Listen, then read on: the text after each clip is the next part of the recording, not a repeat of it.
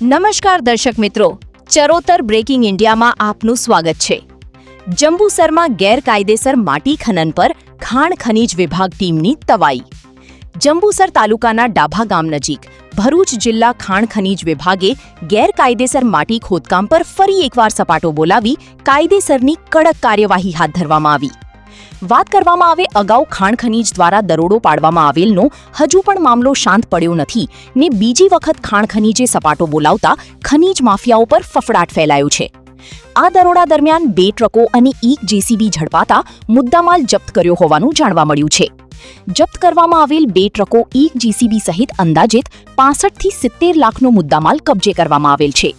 જપ્ત કરાયેલ બંને ટ્રકો અને એક જેસીબી વેડજ પોલીસ સ્ટેશન ખાતે સોંપવામાં આવેલ હોવાનું જાણવા મળ્યું છે।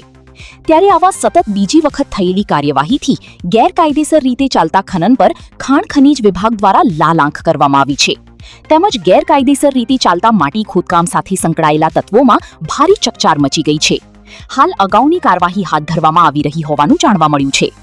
આવી જ તાજી અને વિશ્વસનીય ખબર માટે જોડાયેલા રહો ચરોતર બ્રેકિંગ ઇન્ડિયા સાથે।